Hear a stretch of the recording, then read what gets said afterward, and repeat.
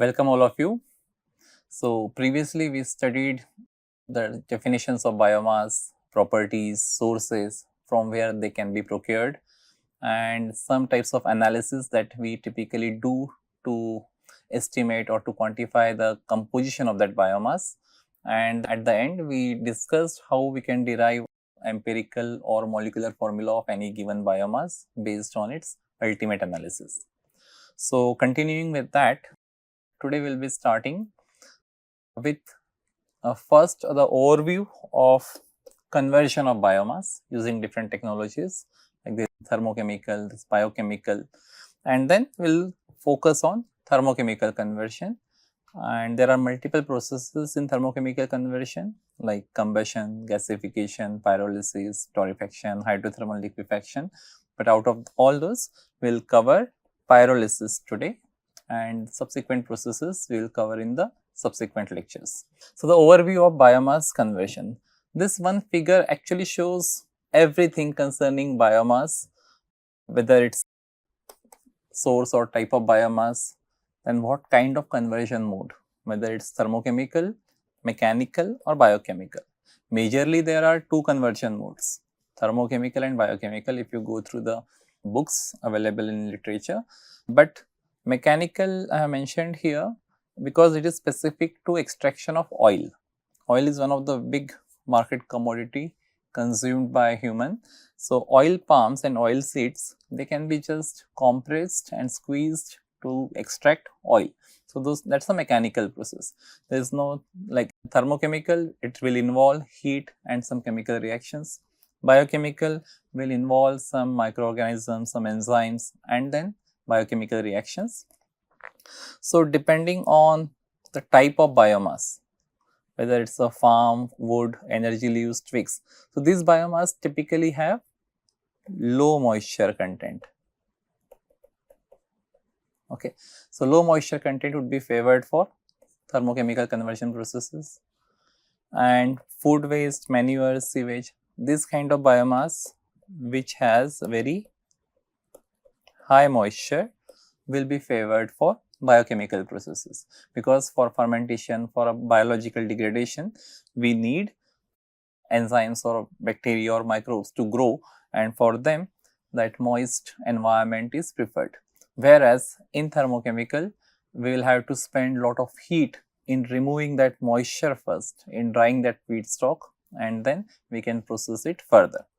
So, for each of these conversion modes, these are the broad categories. Under this there are different types, like in thermochemical the major ones are combustion, gasification, pyrolysis, whereas in biochemical there are esterification, fermentation and anaerobic digestion.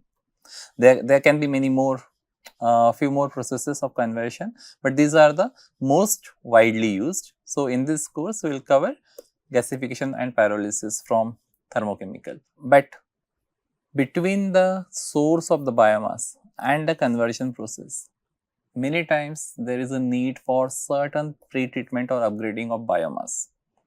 For example, if it's moist, it will need drying. If it's very loose, it has very low bulk density, so it will need densification in the form of pellets or briquettes, or it can need torrefaction or some type of pyrolysis as a pre-treatment. And in biochemical also, it may need acid hydrolysis, oxidation, or fiber expansion, ozonolysis or hydrothermal. These can be pre-treatment processes in the biochemical mode. And then the conversion processes whose final products are given here. So, from thermochemical processes, we typically get heat and power. If we do gasification, we will get some syngas for chemicals, and from pyrolysis, we can get bio oil, biochar, or chemicals. Oil, and then in biochemical, we can get biodiesel by esterification, bioalcohol like the ethanol, you might have heard 2G ethanol, 3G ethanol. So, it is based on the generation of biofuel or the biomass source from which ethanol is procured. The common process is fermentation. Then biogas or manure can be obtained from anaerobic digestion, which is typically happening in biogas plants.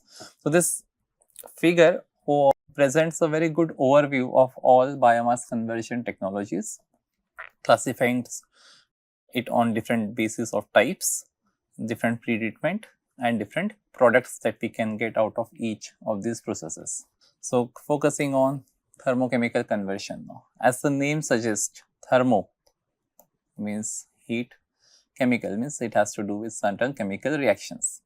So, it uses heat often in presence of catalyst and pressure in the absence or presence of oxygen.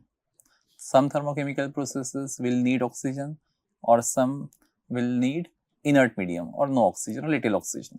So, it says in presence or absence of oxygen, and it breaks down raw material or biomass from different sources into fuels, chemicals and energy. So, if you look at the table, the 5 major processes that exist at present are torrefaction, pyrolysis, gasification, liquefaction, sometimes also called as hydrothermal liquefaction, and combustion.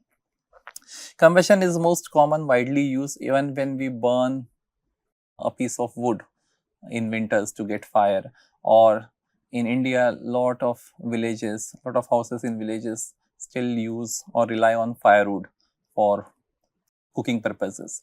So, the process that happens there is combustion, where main product is heat, and when you burn a hydrocarbon, the byproducts are going to be CO2 and H2O, and because we use excess of oxygen to make sure that complete combustion happens, the temperatures are also very high when we burn biomass, and it typically happens in atmospheric pressure.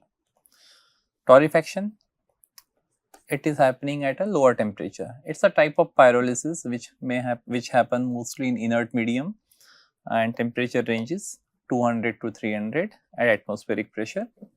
The main product would be solid charcoal, or we call it as torrefied biomass, and byproducts can be condensed liquid and some gas, because at these temperatures, at low temperatures of 200 to 300, we won't be getting a significant amount of volatiles out of biomass.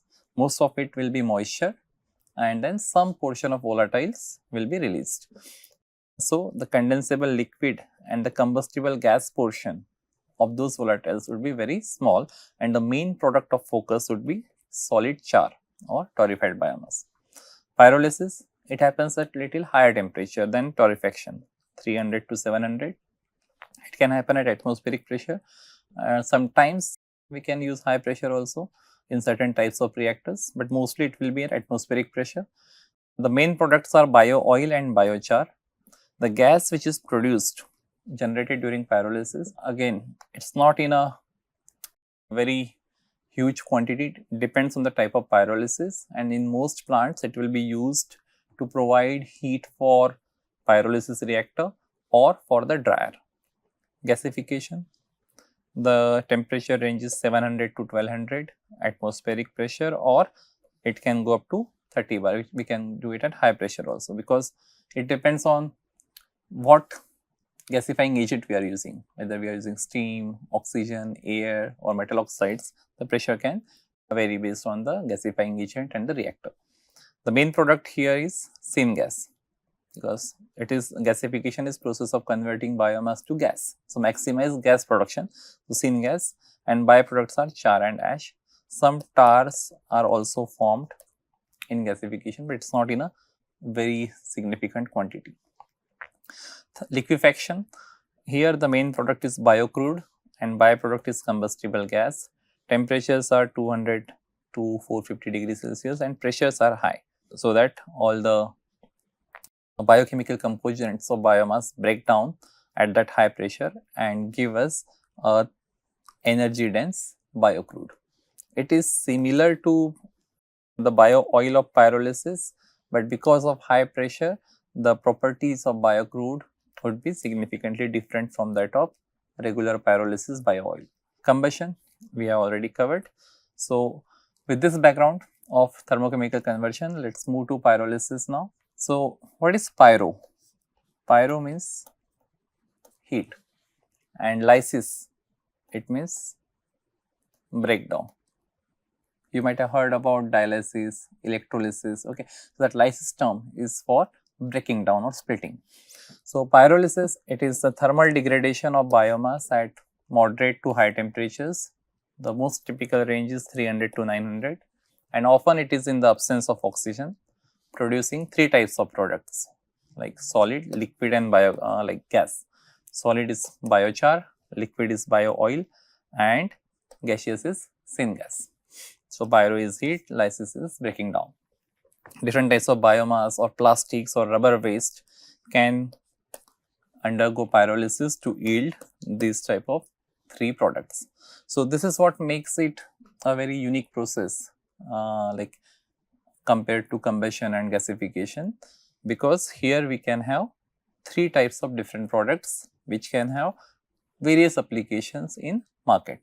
So, as this picture shows, the biomass, it is composed of like long chain compounds or big molecules of hemicellulose, cellulose and lignin, and when we subject this biomass with these molecules to heat, they undergo thermal degradation at high temperatures, and these large complex molecules will break down into smaller compounds. It can be bio oil, biogas, or it can be even carbon or biochar particles. What happens? Because there is no oxygen to support the burning or combustion of these components or hydrocarbons, the energy which is generated because of high temperature, they vibrate the long complex molecular chains and they keep on vibrating till the bonds literally snap, or the chemical bonds between these molecules break and fragment them into three distinct phases, as we can see in the picture: oil, gas and solid, that is charcoal or biochar. The primary decomposition temperature ranges for lignocellulosic biomass. So, as we studied like earlier, if you remember, lignocellulosic biomass, most of them like constitute around 80-85% of the world's biomass. So, they consist of lignin, cellulose and hemicellulose. So, these three components have three distinct decomposition range of temperature. Hemicellulose is the most like easy to break, so they have low thermal stability, so they can break down at 150 to 350. So, because of low thermal stability, they decompose rapidly with high weight loss at lower temperatures, and the product which we get after breaking down of hemicellulose is mostly the gases and organic acids, the non-condensable gases, okay, because they are the small short molecular weight compounds like CO2, methane, hydrogen, CO, those will be the non-condensable gases. Then cellulose breaks down at 270 to 370 degrees Celsius. Cellulose has a highly crystalline structure, and when it is subjected to these temperatures, they break down into condensable vapors, and this breakdown window, if you can see, it's very narrow. So, the reaction window or the peak which you will see for breaking down of cellulose will be in a very short time or short temperature, and the main product to which cellulose will contribute is the condensable gases, which turns into bio oil. Lignin, it has a very long temperature decomposition range starting from 250 to 500 plus, and it's a highly complex phenolic polymer. If you remember the compounds which we had seen in the previous lecture, like while we discussed the structure of biomass, there you would see the lignin has lots of OH rings and it has a lot of aromatic compounds also. So, they degrade slowly over a very broad range of temperature, and it is this component which is responsible for formation of char. So, lignin is the one which contributes to solid product of pyrolysis. At temperatures around 150 or 160 degrees Celsius, this is also known as the glass transition temperature of lignin, because it tends to soften down during this temperature regime, and this property of lignin is used promoting lignin as a binder when we produce pellets out of biomass, because when we subject like say biomass powder in a pelletizer, the temperature of this pelletizing mechanism or pelletizing process rises to sometimes to these temperatures where lignin softens and acts as a binder to hold those biomass particles together in the form of pellet.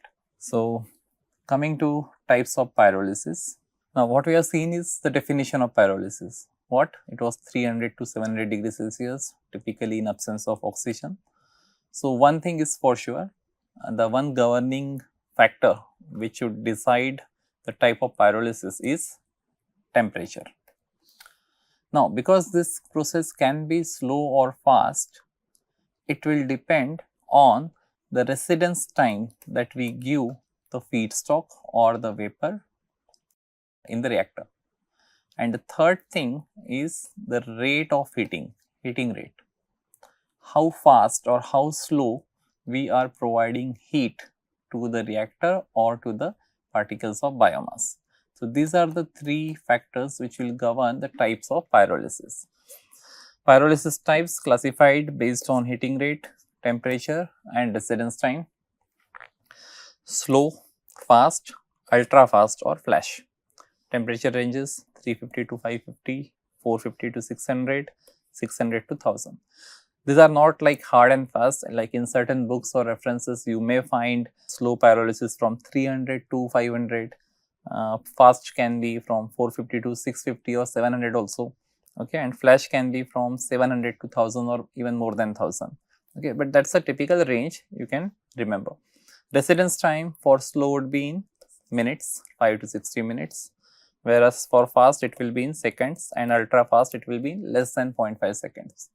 And this is because of very high heating rate in case of ultra fast, fast and very low heating rates in case of slow, it is 0.1 to 10 degrees Celsius per second. But you can see the range is very wide, but still they are different enough to distinguish these three types of pyrolysis, and the major products of different types of pyrolysis are different. In slow, the dominant product is biochar, followed by gases and bio-oil. Bio-oil is minimum.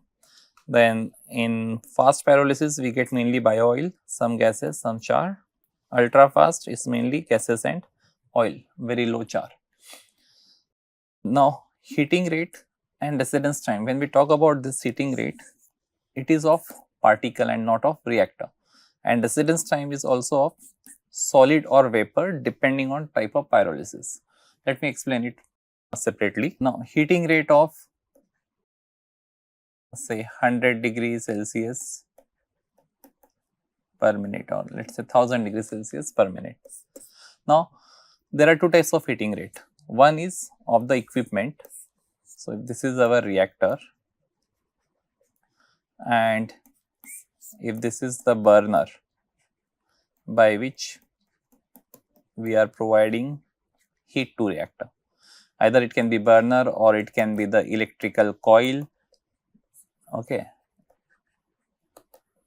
So, it is just to supply heat to this reactor. Now, it is very difficult to achieve such high rates of heating for this reactor, because generally, like if you set this reactor to say like 1000, it will take 30 minutes to achieve this temperature. So, that heating rate for the reactor in that case would be almost 30 degrees Celsius per minute. So, it can work as a slow pyrolysis, but then how do we achieve this fast pyrolysis conditions of 1000 degrees Celsius per minute or 2000 degrees Celsius per minute, okay, much more than that. So, in that case, it is not the heating rate of reactor or equipment that we talk about, it is the heating rate of particle. So, the types of pyrolysis are defined based on the heating rates of particles. That means, what is the rate at which the biomass particles in this reactor they get heated to and attain the desired temperature. So, if these particles need to be heated at 1,000 degrees Celsius per minute, what can we do? In that case, the reactor will be first heated to 1000 degrees Celsius. When the reactor is stabilized at 1000 degrees Celsius, at that time the biomass feed particles would be subjected into the reactor. So, what will happen? If they are very small particles, they will quickly attain this temperature within a minute. If they are bigger particles, then it will take time. So, that is why the particle size is a very important factor which will govern the heating rate of the particle. And For fluidized bed, heating rates are very high. So, particle size of biomass used in the fluidized reactor is also very small compared to the fixed bed or the batch mode reactors. So, that's the heating rate. The residence time, it is for the volatiles or the solid. So, in case of slow pyrolysis, the residence time is basically for how much time this solid biomass particles stay in the reactor, because the reactions happen mainly with the solids. And in fast or ultra fast pyrolysis, because of very high heating rates, high temperature and very short residence time, the volatiles tend to release and they tend to move out of the reactor to the subsequent equipment. So, how much time those volatiles get to spend into the reactor, that will be the residence time for fast and ultra fast pyrolysis. Understood? So, here when I said heating rate is mainly for particle, not for the equipment. Residence time, it can be for solids or for vapors depending on what type of pyrolysis we are talking. For slow, it will be solid. For fast and ultra fast, it will be the residence time of vapor that we talk. So, this graph shows again, like it's an overview of pyrolysis types. It tells us the effect of three factors: residence time, temperature and heating rate on the products that can be obtained from pyrolysis. On x-axis, you have heating rate like slow, fast, ultra fast. On y-axis, there is a temperature range. So, these are split into three, like low temperature, medium, high temperature. So, as you can see in the picture, as we move from slow pyrolysis to fast to ultra fast, what happens? The amount of char that we get go on reducing. Okay. Here also it goes on reducing. There is some exception here in the fast pyrolysis. I will explain that, because in fast pyrolysis liquid is the dominant product more than gas, that is why. So, one thing is, as we move from slow to fast, char goes down. Now, as we move from lower temperature to higher temperature, for slow pyrolysis, the amount of char goes down, but the amount of gas produced goes on increasing.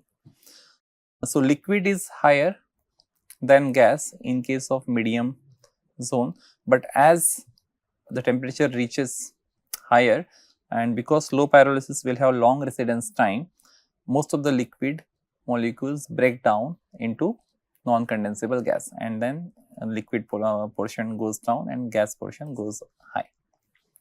But in fast pyrolysis, that the amount of liquid which is formed in medium temperature, it is high, but very small amount of it gets time to convert to gas. So, that is why the liquid is higher than in slow pyrolysis in fast pyrolysis, and gas is lower. Similarly, in the ultra fast, as we go on increasing temperature, the char goes on reducing. Liquid, it first increases in the medium temperature zone, but then it reduces and most of it is broken down into gas. This effect is mainly by the very high heating rate, because most of the biomass molecules, they directly break down into gaseous form at that temperature of 800 to 1000 degree in a very short residence time at very high heating rates. So, this table briefly summarizes slow, fast and flash type of pyrolysis, where temperatures are low, medium, high, heating rate is low, high, very high, and residence time is long, short and very short. And these are the preferred products: biochar, bio-oil and gas. Now, we have seen different types of pyrolysis, and now there are different types of reactors that can be used for pyrolysis, for different types of pyrolysis. Okay.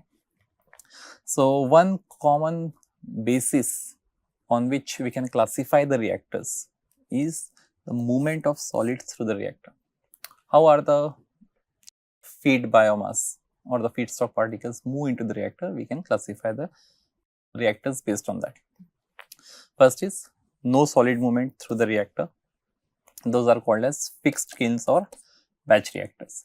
So, there the biomass which is fed into the reactor, it is fixed, stationary, but the gases can keep on moving. The solid would be stationary. In moving bed, they can be of shaft type or gravity driven fixed bed reactors, where we typically have a reactor like this and there will be a grate on which the biomass particles will lie down, and as this biomass feed gets consumed, the particle size reduces, it can shift downwards. So, the bed is actually moving. That is a moving bed. Movement caused by mechanical forces. We can have a rotary reactor where we can rotate the entire kiln or the drum using a motor, or a rotating screw, or auger types of reactors, where augers or screws are rotated with the help of motors to push the biomass through the reactor. Last one, movement caused by fluid flow. We can have fluidized bed or entrant flow types of reactors, where we inject fluid, a gas, at a very high velocity, so that it is able to lift the biomass particles and bring them into the fluidized state. So, a fluid or a gas, mainly it is a gas which will be injected into the reactor. Then there are other types of reactors such as vacuum reactors, microwave, plasma reactors, but these are not very common for commercial scale. So, we will stick to these first 4 types of reactors. Fixed bed, as you can see in the picture, it is a fixed bed of biomass where heating would be provided externally to maintain the inert medium, and when they are heated, the volatiles are released out of the biomass. They can be captured here, condensed into oil and separated into the gas, and whatever is remaining can be taken out at the end of operation as biochar. Fluidized bed, we will have small particles of biomass suspended in fluidization because of the incoming gas at very high velocity. So, these particles can be in the form of bubbling fluidized bed, or they can be in the spouted fluidized bed, or they can even get carried away, and just like in entrant flow with the gas particles, and then later be separated into a cyclone. Okay. So, that is a circulating fluidized bed. Third, rotary kiln, where you can see they can have some slope, so that the movement of particles goes from inlet towards outlet. These drums can have baffles inside them to improve the heat transfer or the rate of reaction. Because of the baffles, the particles will move up and down, covering more portion of the cross section area, and this rotary drum can be heated externally, or some hot inert gas which is preheated can be passed into the reactor for reaction. Fourth one is the screw or auger based reactor, where we can feed the biomass from one end of the reactor, and a VFD controlled motor which can govern the residence time of biomass into the reactor will take that biomass further, and products can be taken out, like maybe char can come out from here and volatiles can go out from here to the other parts of the pyrolysis plant, where it can be condensed to form bio-oil and gases can be released. And this also can be heated externally or internally by feeding hot gas along with the feed. Based on different types of reactors, whether it is fixed, fluidized, rotary or auger, the modes of heat transfer which dominates the transfer of heat can vary. So, in fixed, obviously the particles are fixed, so heat is transferred by conduction. Most of the heat is transferred by conduction, some by convection and other by radiation. Fluidized bed, 90% of the heat is transferred by conduction, only 9% by convection and 1% by radiation. So, this is strange, right? Because in fluidized bed, the particles are moving and there is a gas fluid also. So, convection should be more. But when we talk about fluidized bed reactor, we always use a fluidizing medium like sand or inert or olivine type of material, and these sand particles are the one which transfer heat to biomass particles when they come in contact with each other. Obviously, they can be in the moving state because of the fluid. So, it is a type of convection, but it is called as particle convection, and this particle convection is often included in conduction, and that is why for fluidized bed also the major mode of heat transfer is conduction, followed by convection and radiation. Rotary kiln, again it is mainly conduction and lot of it by radiation from the walls, and convection because of the falling particles and the inert gas medium. Auger, it will be mainly by conduction because it works mainly for smaller plants and for a limited diameter. If the diameter of the reactor is huge, then it becomes difficult to transfer heat to the internal portions of the reactor. Okay. So, most of the heat is transferred by conduction.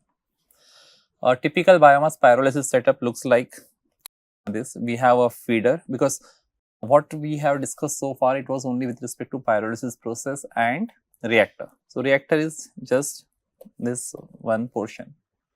Pyrolysis reactor is also called as pyrolyzer. This is a feed hopper where biomass is fed, and then it can be transferred to the pyrolyzer or a reactor, which is provided heat by burning either a gas, or it can be provided by burning char, oil, gas, or some external fuel like propane or LPG. This is an example of fluidized bed reactor. So, when these particles and volatiles along with inert gas, if it is passed along with biomass to maintain air leak or to avoid leakage of air, it gets passed through the cyclone.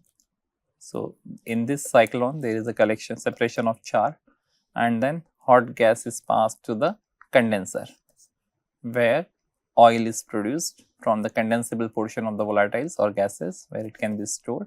Non-condensable gases can be used for burning or for drying, or it can be recycled back for fluidizing purpose or for burner to provide heat. So, it is a continuous fluidized bed setup which has hot flue gas or syngas as a fluidizing medium, as well as for providing heat. Now, since the major product which comes from pyrolysis is bio oil, and we talk of biomass as a substitute to fossil fuels. If we talk about solid fossil fuel, that is coal. So, the solid renewable energy is biomass. Now, we can get crude oil from petroleum refinery, which processes it into petrol, diesel, kerosene. So, the analogous to crude oil, which can be obtained from non-fossil source, is bio oil, okay, which is obtained from biomass. So, if we compare the two, we can see the challenges with bio oil are mainly because of high water content and high oxygen content. Because of this high water and oxygen content, the carbon content is much lower compared to crude oil. Okay. Other properties are fine, the density, viscosity, and because of water and oxygen content, the calorific value is also like less than 50% of what it is for crude oil. So, it is very low. So, one way to make this bio oil competitive with crude oil would be to upgrade it. Okay. So, upgrade this crude bio oil to finished bio oil, and when we say upgrade, mainly we have to reduce the oxygen content and increase the hydrogen content, or reduce the water content, and this can be done primarily through distillation and catalytic hydrotreatment. And based on the process that we use, whether we do distillation or catalytic cracking or hydrotreatment, the crude bio oil can be upgraded even to jet fuels. Okay. It can be upgraded to lower market value products also, but if we go on using catalytic hydrodeoxygenations and cracking units, we can even obtain biojet fuel from bio oil. So, if you look at the overall application spectrum of bio oil, it is huge, it is very wide. It can be used for producing hydrogen by reforming.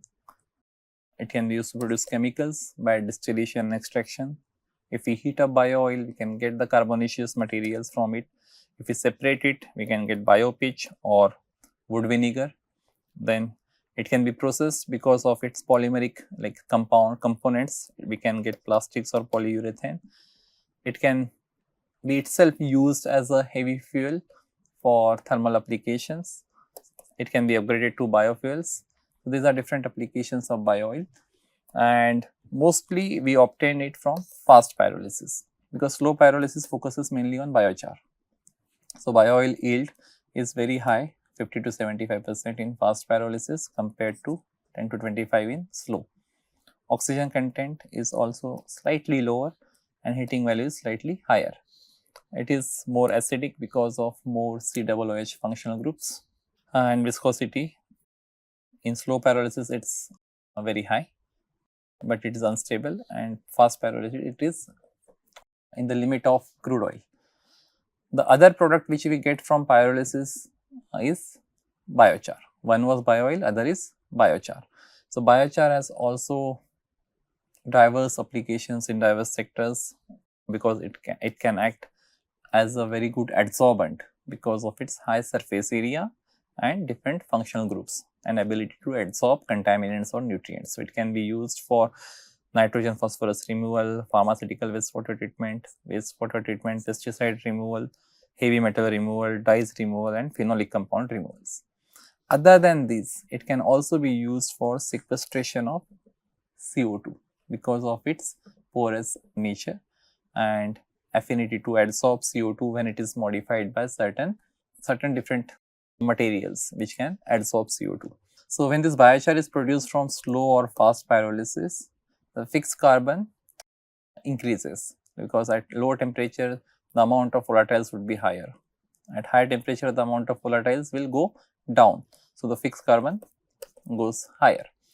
Surface area is also increasing with the temperature, and bulk density reduces because of more surface area and more porosity.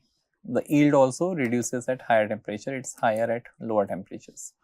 The one key aspect associated with biochar in current market in India as well as globally, it is the carbon credits because of the application of biochar. One application here which I missed to show is soil amendment. So biochar is a very good soil amendment agent. So when this biochar is stored in soil, it can hold carbon for decades or centuries, acting as a source to earn carbon credits. And this range of value of that carbon credit per ton CO2 equivalent varies from $80 to $300 per ton in market, depending on type of biochar. So that was all about pyrolysis, different types of pyrolysis, reactors, and two main products of pyrolysis, biochar and bio-oil, how they can be applied in the market. The third product, which is gas, which comes out of pyrolysis, it's mainly used for, like I said, to provide heat for the reactor or to provide heat for dryer before feeding biomass into the reactor. Let's do one small numerical. It's calculate biochar production rate, total heater power in kilowatt for a slow pyrolysis reactor, 100 kg per hour of dry biomass. Parameters are temperatures, feed temperature is 25, reactor is to 450, biochar yield is given 35%, then Cp of biomass, heat of reaction of pyrolysis, and 10% heat losses. So what we have to find here? Biochar production rate. So it will depend on the yield of biochar. So what is the biomass which is processed? 100 kg per hour. Of this, 35% will be converted to biochar. So it is 35 kg per hour. So biochar production rate is 35 kg per hour. It's very straightforward, right? Second part, total heater power, like how much heat that pyrolysis reactor will need to process this amount of biomass. So heat will be needed for two purposes, because pyrolysis is net endothermic reaction. We don't have oxygen presence in it, so there is no combustion. Though pyrolysis is a mixture of hundreds of reactions, some of them can be exothermic, but overall when we look at it from a process point of view, overall net there is a heat requirement to take that pyrolysis setup to a desired temperature. So, it's endothermic in nature on a net basis. So, there is a heat requirement which is for reaction, that is 150. Then there will be the heat required for taking biomass from 25 degree to reaction temperature, that is 450. That is a sensible heat which can be obtained from MCPDT. So, sensible heat of biomass is, mass is 100, Cp is 1.6 and dt is 450 minus 25. So, it is 68,000 kilojoule per hour.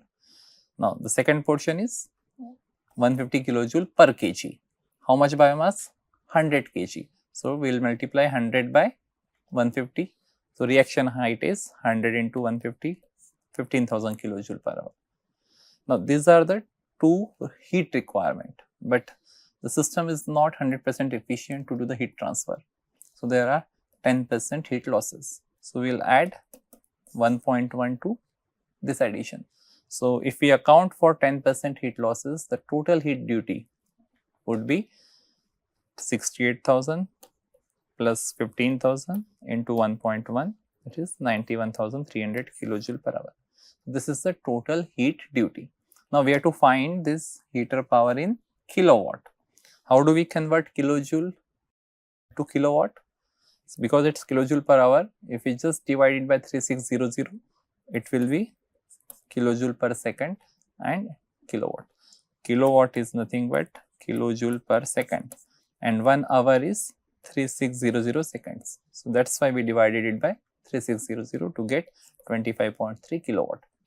So, that is the heater power which will be required for this pyrolysis system of 100 kg per hour. Let us look at one case study before we complete today's lecture. This is from AP Chemi Private Limited. It is an Indian company located in Navi Mumbai. It was formed in 2007 and this picture is of their plant setup. They have been working on multiple projects and have designed or worked on 1-200 tons per day of plants. And the process that they follow while installing these plants are, first they do the drying of biomass, then pyrolysis. Pyrolysis gives 3 products: oil, char and gas. Now, char can be upgraded to biocoal for smelting applications. It can go to steel or cement industry. Pyrolysis oil, it is separated by fractional distillation into wood vinegar or in bio-oil. Bio-oil can be used for thermal application, wood vinegar can be used for soil enhancer or plant growth or pesticides. The gas is usually combusted and the hot flue gas is used to provide heat to pyrolysis reactor. And when this hot flue gas provides heat to pyrolysis, the exit flue gas which comes out of the pyrolysis reactor, that will still have some heat which can be used for drying. So, that is called waste heat recovery by additional heat exchanger. Flue gas can be scrubbed before sending it to the atmosphere, such as the clean exhaust. So, this after drying, whatever comes out, either that can be scrubbed or cleaned, or if it is not going in this direction, if flue gas is to be sent into the atmosphere, it will be scrubbed and cleaned to remove the unwanted contaminants or particulates. So far as the cost of pyrolysis technologies are concerned, these are the representative numbers for 1 ton per day, which we can call as small scale or pilot scale facility, and 10 tons per day, which can be medium scale or commercial. So, the plant type will be batch or small scale auger, and here it will be continuous or semi-continuous, but this type of plants work mainly for slow pyrolysis. Focus would be char, and medium scale or bigger capacity will be for slow to intermediate pyrolysis.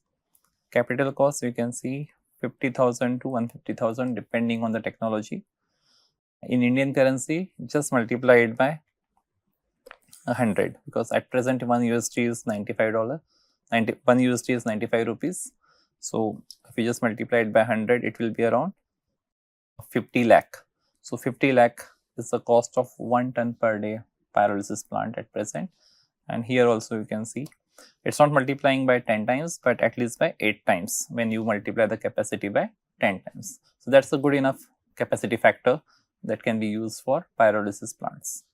The operating cost would be $50 to $100 per ton, and for 10 tons it will be $30 to $70 per ton. So operating costs are not very high, but here we have calculated per ton. Payback period would be 3 to 5 years for 1 ton and 2 to 4 for 10 tons per day, and it may be semi-automatic and it can be automated. The price of products that can be obtained from these reactors, mainly the biochar and bio oil, they are ranging 15 to 150 rupees per kg and 25 to 70 rupees per kg. So biochar is say like $1 to $2 per kg, and bio oil is less than $1 per kg. Syngas, again it will have very low cost per meter cube. The carbon credits, the range is $100 to $180 per ton of CO2. So those are the cost based on the recent data which has been compiled for last 5 years by this pyrolysisPlant.com, and that was all for section on pyrolysis. Just to summarize, we started this lecture with overview of biomass conversion, where we talked about different types of biomass, different modes of conversion, different types of pretreatment required for each type of conversion process, and different types of products that can be obtained from each of the conversion process. Then we moved to thermochemical conversion, where focus was on pyrolysis. So we discussed definition, process, different types of pyrolysis, the 3 factors on which the pyrolysis can be classified, that is heating rate, temperature and residence time, different types of reactors, then the case study as well as cost and applications of bio oil and biochar, which are the 2 primary products of pyrolysis other than the gas, which can be used to provide heat to pyrolysis reactor or for dryer. So with that, it completes the section on pyrolysis. We will meet next time to discuss the process of gasification. Thank you.